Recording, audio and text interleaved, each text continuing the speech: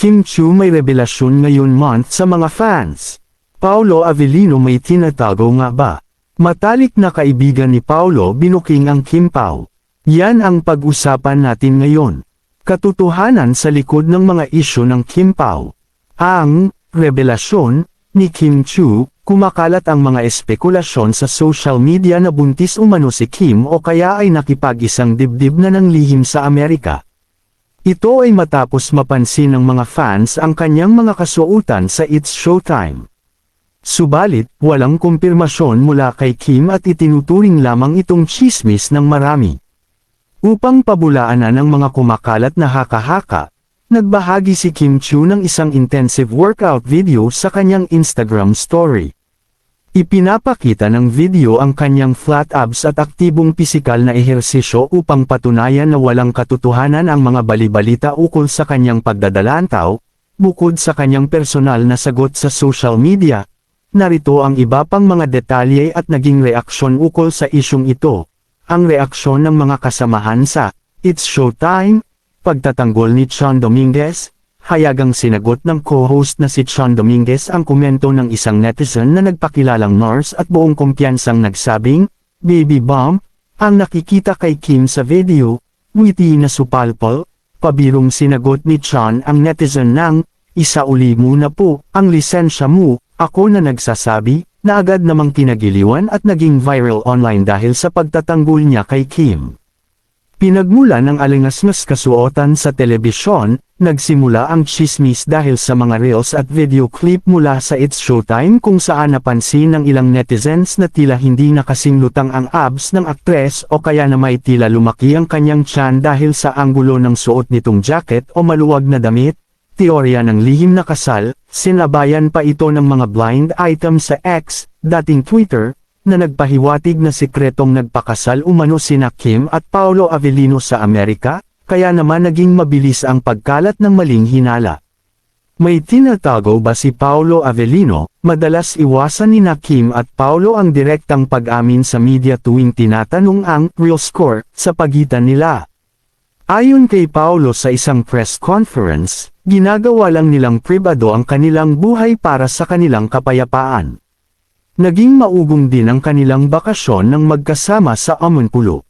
Walang itinatagong negatibong sekreto si Paolo Avellino, kundi sadyang pinipili lamang ni Kim at Paolo na panatilihing pribado ang kanilang personal na buhay para sa kanilang kapayapaan habang patuloy na nagpapakita ng matinding suporta sa isa't isa. Bagamat nananatili silang tikom sa totoong estado ng kanilang relasyon, narito ang mga pinakahuling kaganapan na nagpapatunay sa lalim ng kanilang samahan, ang viral na bakasyon sa Amonpulo. Hulikam ng mga fans, naging maugong ang kanilang bakasyon sa Lockery Island Resort na Amonpulo matapos silang makuhanan ng mga candid na larawan habang nagpapahinga sa clubhouse at dalampasigan. Ang mga hulikam na larawang ito sa Amonpulo ang naging pinakamalaking mitya ng kilig para sa mga tagahanga dahil napatunayan nitong magkasama silang nagbabakasyon sa labas ng kanilang mga trabaho. Narito ang mga mahahalagang detalye sa likod ng kanilang viral na Amonpulo getaway. Detalye ng mga hulikam na larawan sa clubhouse. Unang kumalat ang larawan kung saan makikitang magkatabi sina Kim at Paolo na tila nagpapahinga at seryosong nag-uusap sa loob ng resort clubhouse. Sa dalampasigan, may mga hiwalay ring kuha kung saan makikita ang dalawa na naglalakad sa maputing buhangin ng sikat na Lockery Resort. Suot ang kanilang mga casual na pang-beach na kasuotan, walang kasamang production crew. Ang lalong nagpatingkad sa issue ay ang kawalan ng anumang camera o staff ng produksyon, na nagpapatunay na hindi ito para sa shooting ng pelikula o teleserye kundi isang personal na bakasyon. Ang reaksyon ng Kim Pao sa isyu pananatiling tikom, sa kabila ng pagkalat ng mga larawan sa mga sikat na showbiz forums tulong ng Reddit Chicaf, pinili ng dalawang kampo na huwag maglabas ng opisyal na pahayag o kumpirmasyon. Estilo ng pag-post, mapapansin sa kanilang sariling social media accounts na bagamat nag-post sila ng mga larawan sa beach, magkahiwalay ang kanilang mga anggulo at walang magkasamang larawan na silang dalawa ang nag-upload. Lihim na pagdiriwang, ang nasabing getaway ay nagkataon sa pagdiriwang ng kaarawan ni Paolo, na lalong nagpatibay sa hinala ng mga fans na lumampas na sa pagiging love team ang kanilang ugnayan. Ang lihim na pagdiriwang ng kaarawan ni Paolo Avellino sa Amonpulo ang itinuturing ng mga fans na pinakamalakas na patunay na real to real na ang kanilang relasyon dahil pinili nilang magkasama sa isang napakahalagang personal na okasyon. Narito ang mga detalye kung paano lalong pinag-alab ng karawang ito ang hinala ng publiko. Ang pagdiriwang ng kaarawan sa islang eksklusibo special na petsa. Ipinanganak si Paolo noong ika-13 ng Mayo taong 1988. Ang kanilang bakasyon sa Lokery Resort ay nagkataon mismo sa linggo ng kanyang kaarawan, na nagpapakita na sadyang naglaan sila ng oras upang magkasama. Walang trabaho, puro pag-ibig, dahil kilala ang Amonpulo sa pagiging pribado at magastos. Kumbinsido ang mga tagahanga na hindi ito basta simpleng bakasyon ng magkaibigan kundi isang espesyal na regalo o selebrasyon para sa aktor. Ang nonchalant birthday greeting ni Kim pagbati sa social media, bagamat hindi nag-post ng larawan na magkasama sila sa isla, nagbahagi si Kim ng isang tapat at nakakakilig na pagbati sa Instagram. Mga katangiang binigyang diin, pabirong tinawag ni Kim si Paolo na BS in Nice, Major in Nonchalant, at Graduate of Cool Without Trying, na nagpapakita ng kanilang malalim na komportabilidad at pagkapribado sa isa't isa. Pagbabalik matapos ang world tour mula sa Amerika patungong beach, ang bakasyong ito ay naganap matapos ang kanilang matagumpay na concert tour sa Estados Unidos at Canada para sa kanilang mga proyekto, panahon para sa sarili. Sa halip na magpahinga ng magkahiwalay sa Maynila, dinala nila ang kanilang bonding sa isang tahimik na paraiso upang umiwas sa prying eyes ng publiko at media. Magkasama bilang ninong at ninang. Tuwing sa binyag, kamakailan lang ay namataan ang dalawa na magkasamang dumalo sa isang binyag upang maging ninong at ninang kay Baby Toby, na anak ng kanilang kasamahan sa gym. Ang pagkakasabay ni Kim Chiu at Paolo Avellino bilang magkatuwang na ninong at ninang ang lalong nagpatibay sa bansag sa kanila ng fans bilang isang pamilya. Sa totoong buhay, narito ang mga detalye sa likod ng kanilang viral na tuwing moment sa binyagan. Ang binyag ni Baby Toby kasamahan sa gym, ginanap ang binyag para kay Baby Toby, na anak ng isa sa mga malalapit na nakakasama ni Kim at Paolo sa kanilang regular na workout at fitness gym, espesyal na pagtitipon, dahil magkasama rin ang dalawa sa kanilang hilig sa pagtakbo at pag-eehersisyo, hindi na bago sa mga malalapit na kaibigan na kunin silang magkapareha para sa okasyon. Detalye ng kanilang tuwing outfit, tema at estilo, napansin ng mga fans sa mga kumakalat na larawan na tila pinag-isipan at tugma ang kanilang mga kasuotan, ruffles at skirt, ayon sa pagsusuri ng mga mapanuring tagahanga.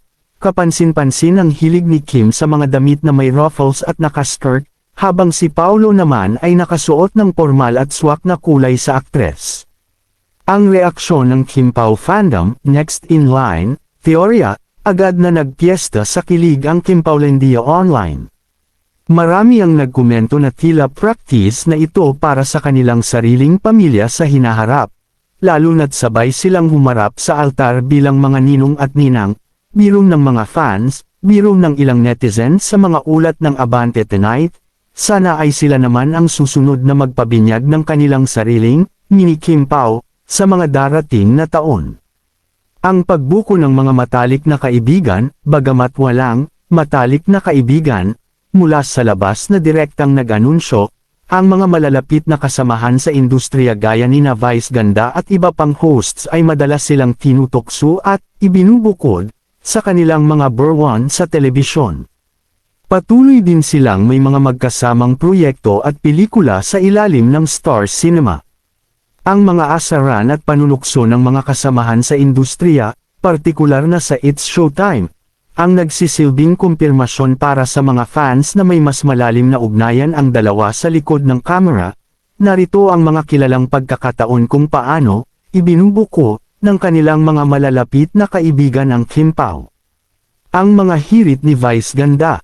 Live on air teasing, madalas gamitin ni Vice Ganda ang mga segment tulong ng Especially For You upang asarin si Kim tungkol kay Paolo. Tuwing nababanggit ang pangalan ng aktor, laging sinasabayan ito ng kantiyo at makahulugang ngiti ng iba pang hosts.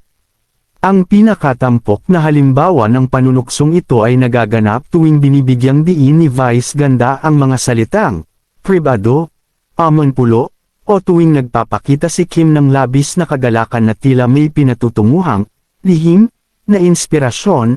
Narito ang mga partikular na paraan kung paano ginagamit ng mga hosts ang live-on-air segments upang asarin ang dalawa, ang pribado at amonpulo. Hirit sa especially for you makahulugang pag-atake, madalas asarin ni Vice Ganda si Kim Chiu tuwing may kalahok sa segment na nag-uusap tungkol sa pagiging pribado ng isang relasyon. Agad itong direkta ni Vice kay Kim gamit ang mga linyang tulad ng, gusto mo rin ng pribado, di ba? Yung tahimik lang sa isla. August 3, 2026 at 6:21 p.m. Reaksyon ng ibang hosts, sina Vong Navarro at Jong Hilario ay sadyang sumasabay sa pamamagitan ng paggawa ng mga kilos-alon, wave gestures, o kaya ay pagbulong ng salitang, amonpulo, sa background, August 3, 2026 at 6:21 p.m., na nagiging sanhi ng pabirong pagpalo at pamumula ng mukha ni Kim sa screen. Ang 100% at love language, punchlines ang biro sa score, matapos ang naging viral na pahayag ni Paolo Avellino na 100% ang score ng relasyon nila, ginawa itong running joke sa It's Showtime, August 2, 2026 at 9:31 a.m. Gagamitin ni Vice ang anumang porsyento o score sa mga laro upang isingit ang pangalan ni Paolo, hirit sa nonchalant, dahil tinawag ni Kim si Paolo na major in nonchalant. Madalas ding asarin ng host si Kim tuwing may pagkakataong nagiging seryoso o walang kibo ang mga contestant, na sinasabi nilang, ayan, parang yung paborito mo lang sa personal na buhay. Ang epekto sa mga tagahanga araw-araw na kilig, ang mga on-air teasing na ito ang nagsisilbing daily dose of kilig para sa Kim Pao fandom. Para sa mga fans, ang kawalan ng mariing pagtanggi ni Kim at ang mga reaksyon ng mga co-hosts na nakakaalam ng totoong buhay nito ang pinakamalakas na senyales ng tunay nilang ugnayan. Seryosong, biro, sa ilang pagkakataon, nagpahiwatig si Vice na tila may bago at masayang kabanata sa buhay pag-ibig ni Kim, na agad namang sinasagot ng aktres ng tawa at pabirong pag-iwas upang hindi masabi ang buong detalye. Ang mga seryosong biro ni Vice Ganda ay madalas na nagbibigay ng pahiwatig na lampas na sa simpleng pagiging magkatrabaho ang ugnayan ni Kim Chiu at Paolo Avellino.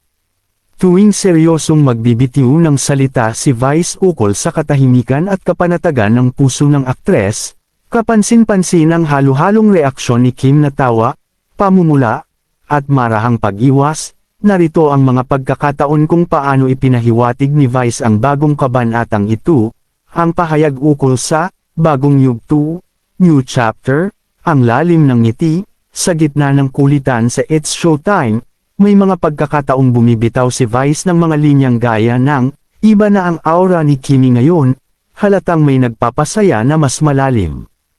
Ang mga hirit na ito ay patungkol sa paglipat ni Kim mula sa kanyang nakaraang relasyon patungo sa isang mas mature at kalmado ngunit masayang yugto ng kanyang buhay pag-ibig, tawa bilang depensa, sa tuwing seryosong babalingan siya ng kamera, hindi direktang sumasagot si Kim. Gagamitin niya ang kanyang trademark na malakas na tawa habang tinatakpan ang mukha o kaya naman ay nagtatago sa likod ni Vice upang baguhin ang paksa. Ang isyu ng pag-iwas, at pagiging probado maingat sa detalye, sa kabila ng panunukso ng kanyang mga kaibigan, maingat si Kim na huwag magbigay ng kahit anong eksklusibong detalye. Alam ng publiko na naging aral para sa aktres ang maging masyadong bukas sa media sa kanyang mga nakaraang relasyon, kaya ngayon ay mas pinipili niyang panatilihing pribado ang kanyang kaligayahan, makahulugang reaksyon ng ibang hosts. Kapag napapansin ng mga kasamahan tulad ni Vong Navarro at Jong Hilario na tila, naiipit, na si Kim sa mga pahiwatig ni Vice, sinasabayan nila ito ng tawa o kaya na may tinutulungan si Kim na ibahin ang takbo ng usapan sa pamamagitan ng pagpasok sa susunod na bahagi ng show. Ang reaksyon ng mga fans sa X, Twitter, pangungulekta ng resibo, ang bawat clip ng pag-iwas at pagtawa ni Kim ay mabilis na ginagawang edits ng Kim Pao fandom. Para sa kanila, ang kawalan ng mariing pagtanggi, denial, mula kay Kim ay sapat na upang mapatunayan na totoo ang kanilang mga hinala tungkol sa kanila ni Paolo.